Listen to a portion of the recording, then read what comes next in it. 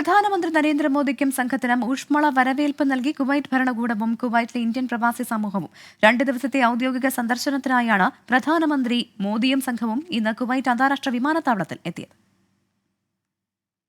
Indian പ്രധാനമന്ത്രി നരേന്ദ്രമോദിയും സംഘവും ഔദ്യോഗിക സന്ദർശനത്തിനായി ഇന്ന് കാലത്ത് പ്രാദേശിക സമയം 11:30 കുവൈറ്റിലെത്തിയത്. കുവൈറ്റ് അന്താരാഷ്ട്ര വിമാനത്താവളത്തിൽ പ്രഥമ ഉപപ്രധാനമന്ത്രിയും പ്രതിരോധ മന്ത്രിയും ആഭ്യന്തരമന്ത്രിയുമായ Sheikh Fahad Yousef Al Sabah, പ്രധാനമന്ത്രിയുടെ ദിവാൻ chief Abdul Aziz Al Dakheel, വിദേശകാര്യമന്ത്രി അബ്ദുള്ള അൽ യഹ്യ എന്നിവർ ചേർന്നാണ് പ്രധാനമന്ത്രിയെ സ്വീകരിച്ചത്. കുവൈറ്റിലെത്തിയ ഇന്ത്യൻ പ്രധാനമന്ത്രി നരേന്ദ്രമോദിക്ക് കുവൈറ്റിലെ ഇന്ത്യൻ സമൂഹം ഊഷ്മളമായ സ്വീകരണമാണ് നൽകിയത്.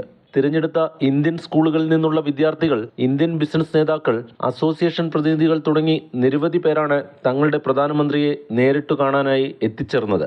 അതേസമയം കുവൈറ്റിൽ കഴിയുന്ന ഇന്ത്യൻ നയതന്ത്രജ്ഞനും മുൻ IFS ഓഫീസറുമായ 101കാരനായ മംഗൾ സൈൻസ് ഹന്തയെ പ്രധാനമന്ത്രി മോദി സന്ദർശിച്ചു. രാമായണവും മഹാഭാരതവും അറബി ഭാഷയിലേക്ക് വിവർത്തനം ചെയ്ത കുവൈത്തി സാഹിത്യകാരായ വിവർത്തകൻ അബ്ദുള്ള അൽ ബറൂൺ, പ്രസാധകൻ അബ്ദുൾ ലത്തീഫ് അൽ നിസാഫ് എന്നിവരെ മോദി അഭിനന്ദിച്ചു. രാമായണത്തിന്റെയും മഹാഭാരതത്തിന്റെയും അറബി വിവർത്തനത്തിന്റെ ഓരോ കോപ്പികൾ വീതം ഇരുവരും പ്രധാനമന്ത്രിക്ക് സമ്മാനിച്ചു. കുവൈറ്റും ഇന്ത്യയും തമ്മിലുള്ള സൗഹൃദ ബന്ധം ദൃഢമാക്കുന്നതിന് വളരെയധികം സംഭാവനകൾ നൽകിയ കുവൈത്തിലെ ഇന്ത്യൻ പ്രവാസികളുടെ മഹത്വം ഏറെ വിലപ്പെട്ടതാണെന്നും കുവൈറ്റിലെ തന്റെ സഹോദരി സഹോദരന്മാരെ നേരിട്ട് കാണാൻ കഴിഞ്ഞതിൽ ഏറെ സന്തോഷമുണ്ടെന്നും ഇന്ത്യൻ പ്രധാനമന്ത്രി നരേന്ദ്രമോദി പറഞ്ഞു. ഗിരീഷ് ഒറ്റപ്പാലം, 24 കുവൈറ്റ്.